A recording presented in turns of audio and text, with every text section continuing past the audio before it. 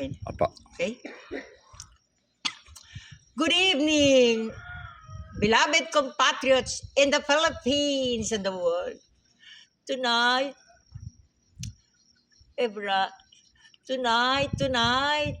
January 14, 2025,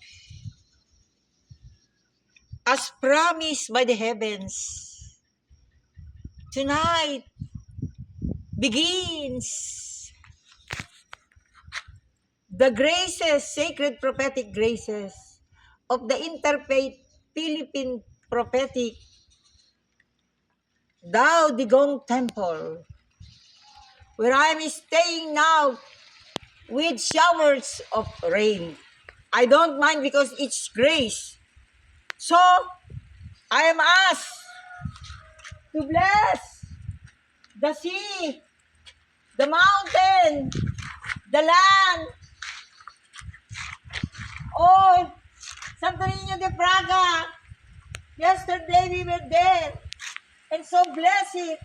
And now, before the crown of fire, the crown of transfiguration radiance, the Monte Maria, where you are honored and nurtured in the chapel, I gladly welcome all this rain, the rain of graces, oh heavens, Santo Niño de Praga.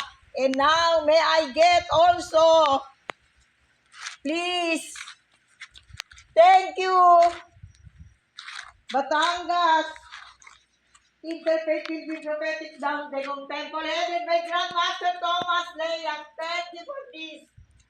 From the heavens, the Paras Temple in the sky. Thank you. You are blessed. Thank you. And now may I get the Saint Pope John Paul II to bless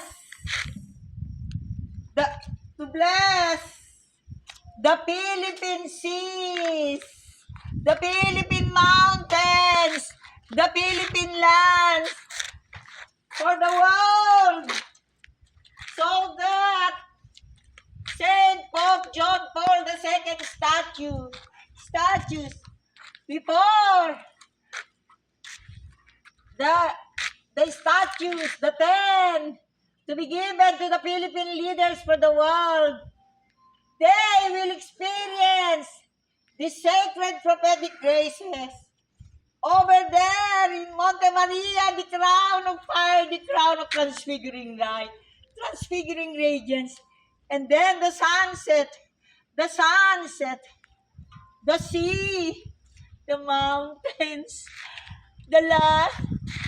Bless the Philippine land, the Philippine sea, and the heavens, the Philippine sea, the Philippine sky, the Philippine landscape, the Philippine mountain.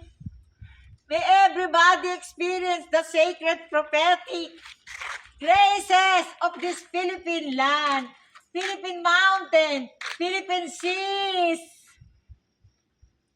Above all, the World Pilgrimage Heritage Site. Yesterday, when I made my pilgrimage visit with you, Saint Pope John Paul II, and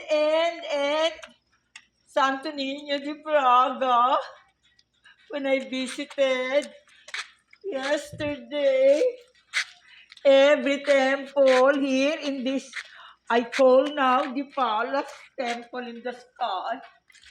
When I visited it, I felt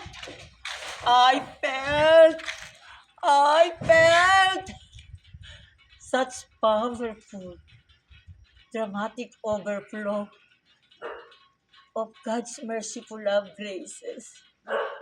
I know that what we have done together with the mothers here, Abigail, Helen, Lily, and above all the fathers, Bobby Go, Luis Lim, and Charles Lito.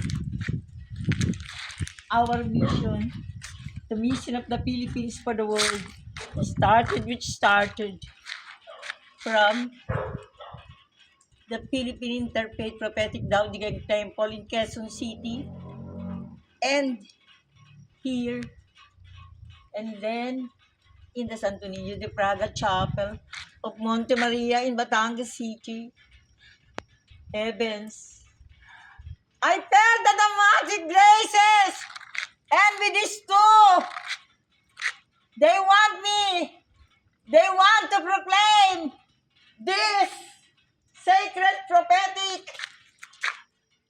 Philippine Interfaith Daodigong Temple here in Batangas, overlooking the Philippine Sea, sky, and landscape, sea, sky, mountains. So that the proclamation, this place will be known, proclaimed as the world pilgrimage heritage